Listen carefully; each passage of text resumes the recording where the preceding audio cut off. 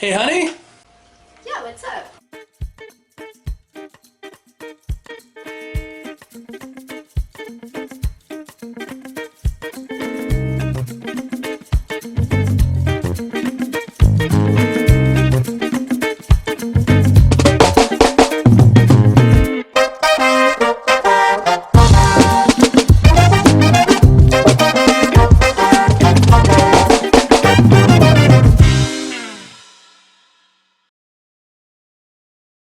Hey, everybody. I'm Fen, and this is Retro Reviews, a review show where we go through my copious amounts of gaming books, magazines, and other paraphernalia one at a time. And to keep me from rambling, we have Laura. Hey, everybody. To keep us on track, I'm going to ask a list of questions. All right, fire away. So, what are we reviewing today? Today we are doing Dragon Magazine number 304. Had to make sure that was 304, but yep. We got Dragon Magazine number 304. Okay. And was this from the subscription? This was from my subscription. Okay. Do you want to give us a quick synopsis of what's inside? So a lot of what this magazine is all about is in part talking about the future of D&D. 3.5 edition was about ready to come out. So they're using next few magazines. There was all like the build up, like what's going to change, what's new, all stuff like that. Like little sneak peeks. Little sneak peeks. And one of the biggest things was that instead of it just being the standard races in the player's handbook that you could play as, they opened it up in 3.5 to be able to play a bunch of monsters. So, a lot of the articles in this magazine are actually going to be about stuff for playing monsters characters. Okay. Granted, that said, we start off with a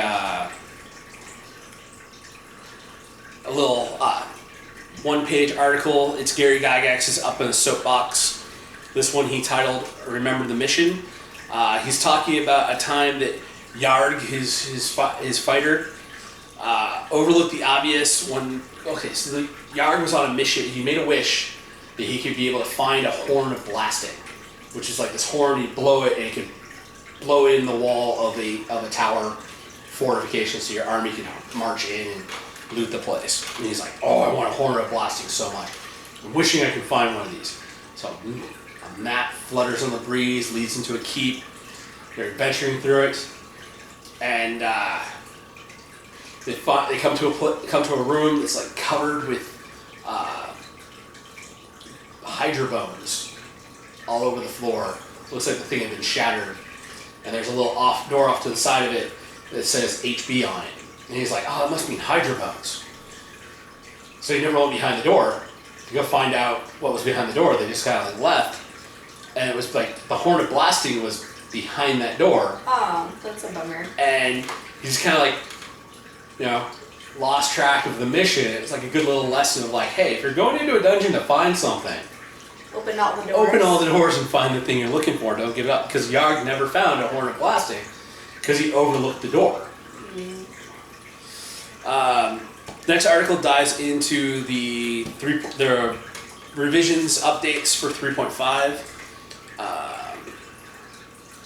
This is like a summary of a bunch of different changes. The racial benefits, such as dwarves, elves can all a dwarf can use a dwarven weapon instead of having to be like trained as an exotic weapon for him to use it. Same thing with orcs. Orcs can use exotic weapons of their species without having to do special training. Elves, so it's like, if it's something your race does and is known for, They can use you don't need the special training. But if you're like a human who wants to specialize in fighting with like a special dwarven battle axe hammer, You're gonna need the training. They also talked about the monsters as characters and has a sideboard. So if your players want to play an ogre PC, it's got the stats and stuff racial benefits that ogres have. All this in a little sidebar. It's got notes on how prestige classes were going to change, because a lot of them were like, you get to do a cool trick. Like, one of my favorite from 3rd edition is the Whip Master. who basically, it was like 3 levels, you trained with a whip, and you got to do like cool Indiana Jones whip tricks. Like you could use your whip to lasso something and swing across the chasm. You could use it to be able to like grab something off of a faraway table. You know, it was a cool little flavorful, I get to do a cool little fun thing. But a lot of them but it wasn't really useful in a campaign. So they're like, hey, we're going to rework all of these. We're going to focus prestige classes on certain things. They're going to have like racial prestige classes, which makes you a better version of an elven archer that's like, oh yeah, you get to go do cool elven tricks with a bow. Or filling a certain party role, like you get to be a better medic, or you get to be better at soaking up a bunch of damage and making people have to attack you so everybody else doesn't get attacked. Right. Situational, like role-playing focused ones, like better diplomatic skills, or having contacts, be able to network with different organizations. And there was ones on game function, which was blending of abilities, overcoming limitations, such as like the Whip Fighter, who could basically specially train and be able to do cool stuff with his weapon. Then there was the transformations. My human character went through the transformation to become a half dragon as a prestige class. So when that sent the dragons out? Yeah, the one that sent the dragons out. Energy class dragons. Yeah, when you recast magic missile. Then there's a world setting, signature classes based on world building, which is a lot of stuff in the Living Greyhawk sections of these magazines. They have like a specific prestige class that fits into part of the world story. Like the bounty hunting knights that we talked about a while back, or we're talking about in the future. I don't know. I made these notes a while. No, we talked about it. You could like brand people with a mark of his god, and they'd had to like. Maybe vaguely recall. We've talked a lot about a lot of fantasy stuff. Yeah. So you got world-specific prestige classes. Next up after that is Nameless Legion. This is the Guild Secrets column in this magazine. The Nameless Legion's a mercenary guild of monsters, humanoids from all over the planes of reality. It's run by a cabal of elven wizards who basically mind blank the monstrous creatures, so they don't have their whole thing of like, I do my normal monster thing, like a drow that's like, I'm going out and causing mischief to praise Loth. It's like, no, I'm an adventurer, hero for hire. It's like, but you're a drow. It's like, no, but I like venturing more than I've been brainwashed by a bunch of elves to be a good guy. The cool thing is the Nameless Legion uses tattoos to basically mark these monsters as being safe, as being part of the Nameless Legion, as like an identification badge. Yeah. I stole that for bed fleas with the hunter's marks. Yeah, that's what made me think of that. Yeah. Actually, going back through, I'm like, that's where I got that idea. Yeah, so it's basically notes on the Legion, advice for DMs that want to use them. There's also like some signature exotic weapons and magical gear, which includes magical tattoos. I have always been a fan of magical tattoos ever since I got my hands on the Encyclopedia Magica that has like the Pen of Lively tattoos. You can have like those little animated tattoos on. I was like, oh man, magical tattoos is so cool. Just, like, to have a scroll spell that you can use like once a day that's on your body. You just touch the tattoo and it does this thing. So cool. Next article is Monstrous Magic. It's 46 spells that monstrous PCs. So it makes better use of their abilities.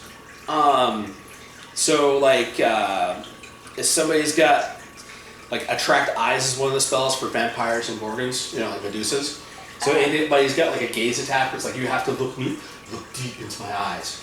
You can cast Attract Eyes, and make the person actually have to look you in the eye so you can use your. So the spell works. So your gaze. So the spell helps you be able to get to use your gaze ability. If you're a large type creature, that's like 8 foot tall, summon mount just summons a normal horse when you need like a Clydesdale.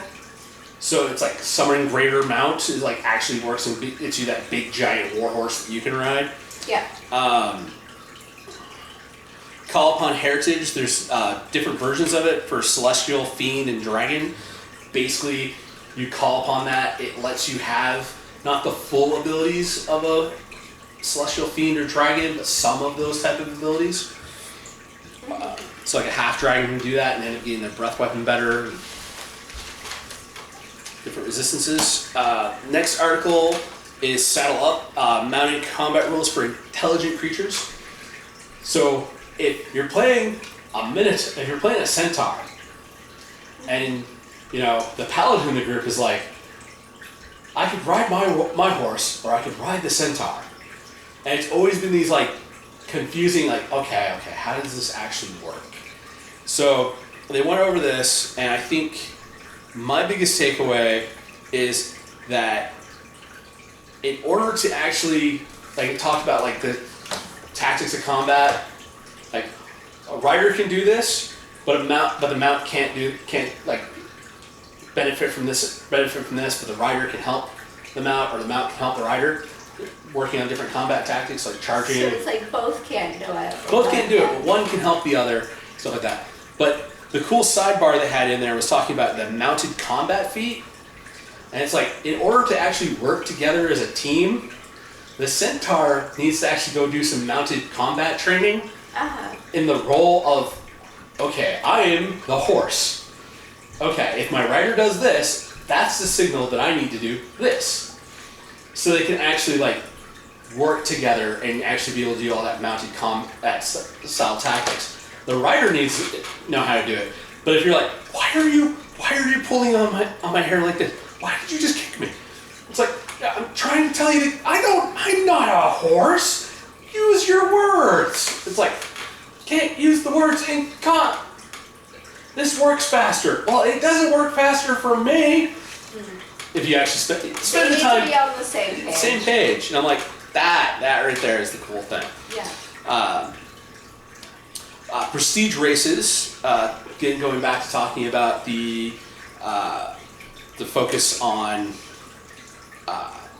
races and transformation. It's a freeform, and they actually made this be open game license content, so you can use it in any of the 3rd edition D20 system clone games like Mechamorpheus or stuff like that. So it's a freeform way to create a prestige class like that gives a transformation to your character's race. It starts with the feat Sculpt Self, and then you spend experience points instead of levels to get the abilities. And you can focus on elemental types like mineral, basically earth, flame, wave, and wind. And you can also do clockwork and soul.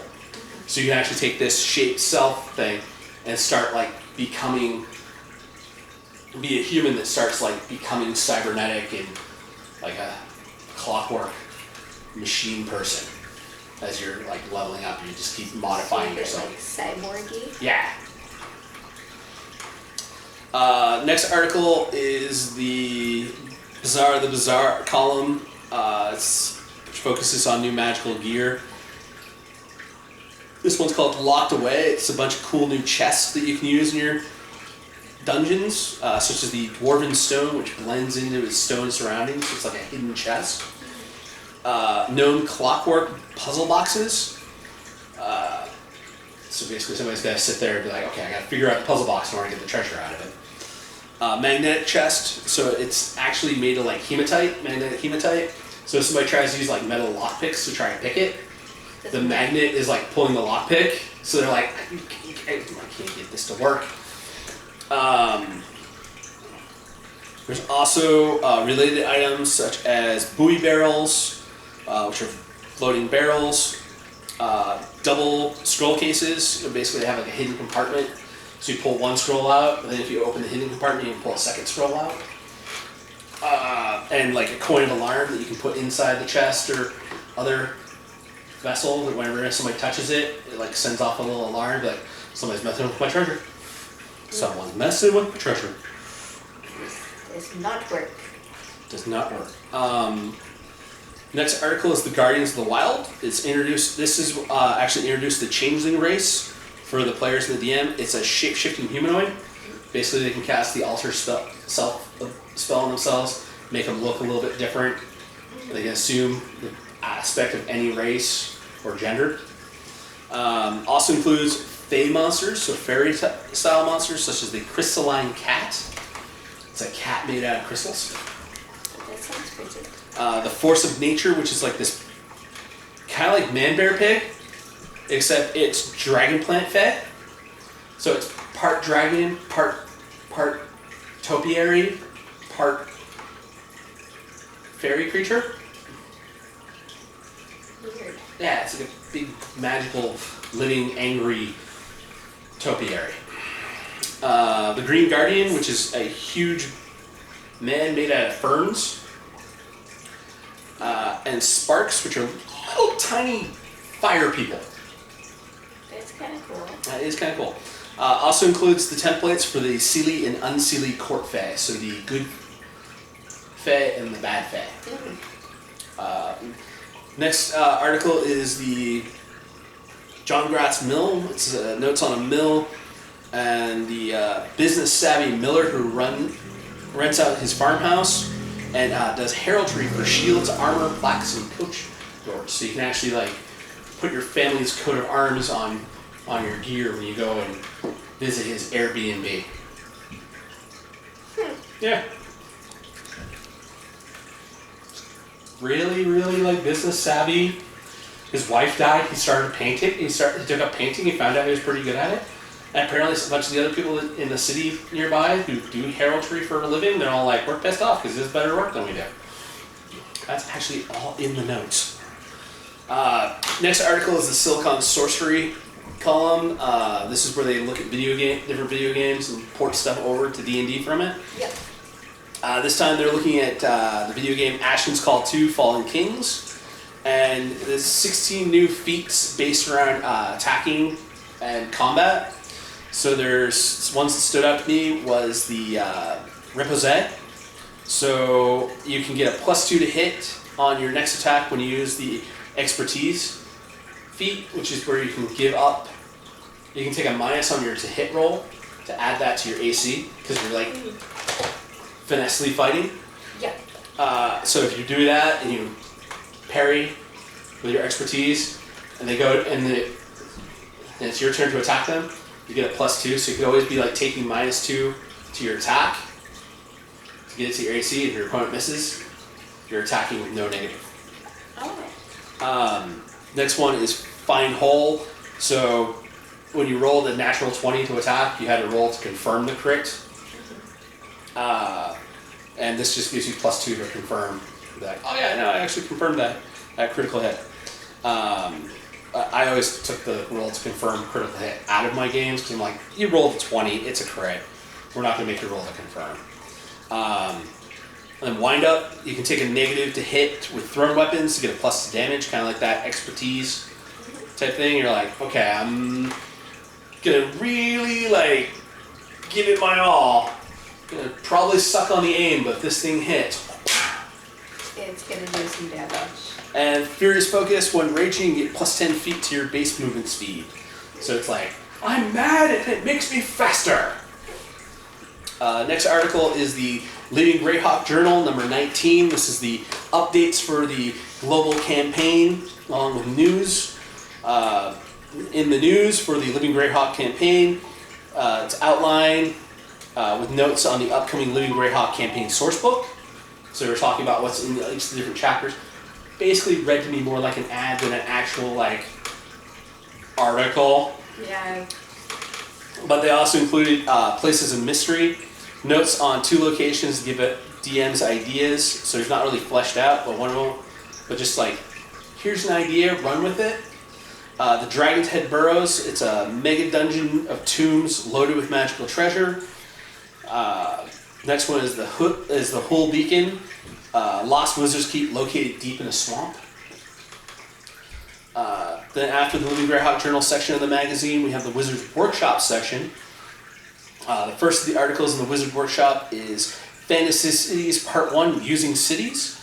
It's notes on how to use a city in your campaign. So if you're using, like, the advice is a one-shot city, is just make notes on anything you make up about the city, just in case you come back to it, but don't get too detailed about it.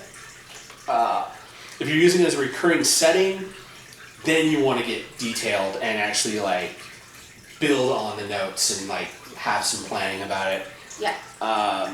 Then there's like ways to give a city a flavor, like what secrets does it have, what perils, dangers are there in the city, what's some of the unique people, what's some of the unique places in the city.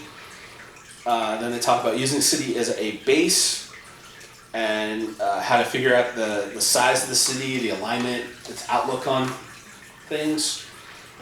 And then it talks about fleshing out with Matt's detail overload, try to start making your own little source book, which I have been wanting to do for a few of my cities for a while, because it's all up here, it needs to be down on paper. Yeah, always good.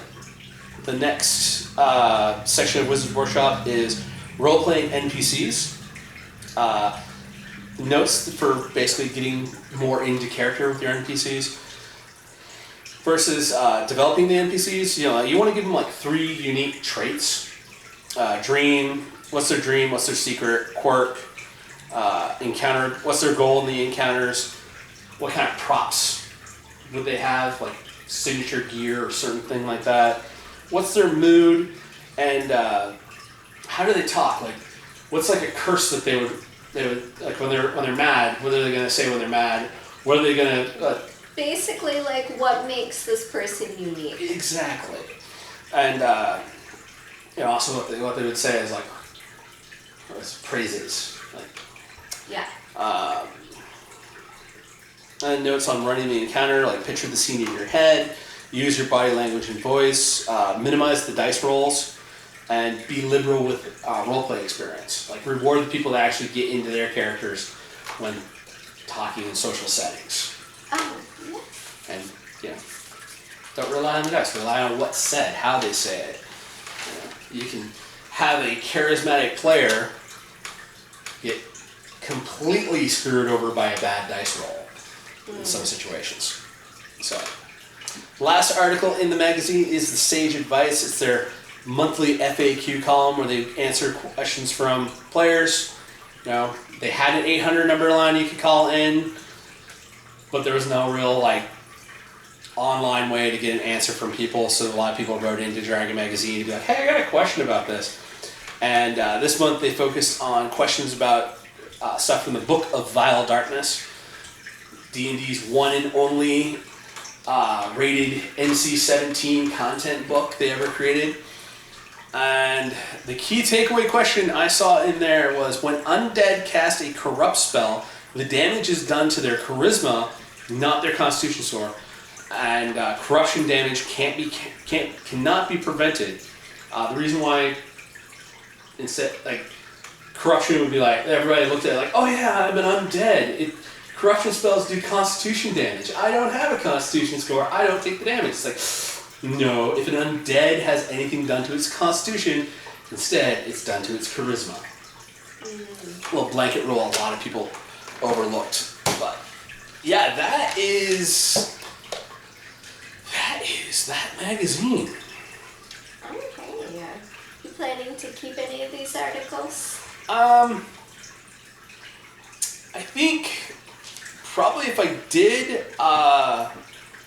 the prestige race thing, the idea of becoming more mechanical, I actually have a adventurers guild on my world that is actually part of the process of being part of the guild is you get cybernetic replacements. Clockwork cybernetic, but still. And I want to use the some of the feats in some of the combat-based feats. I like those, and yeah, the monstrous magic. I always like having alternative spells to be able to pull from to be able to make monsters unique, plus ramp them up a little bit, because sometimes you fight a monster at a certain level and it's like, that was pretty hard. Like, oh, that was pretty hard. Then you get a little more powerful. It's like, that isn't as big of a threat as it used to be. It's like, yeah, but this one knows some tricks. So it's also more advanced. yeah. So. Okay, but that's all my questions.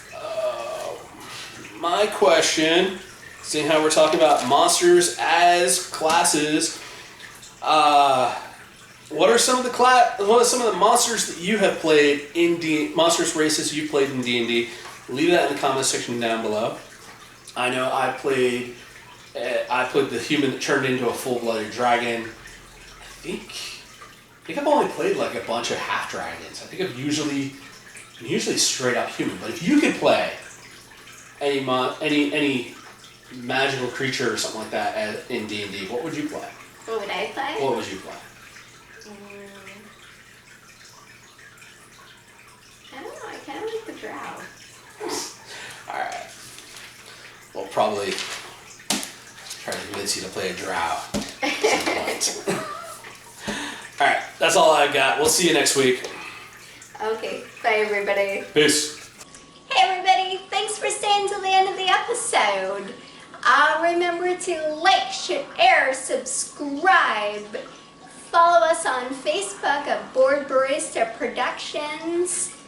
And if you want to support us, Patreon link at the bottom.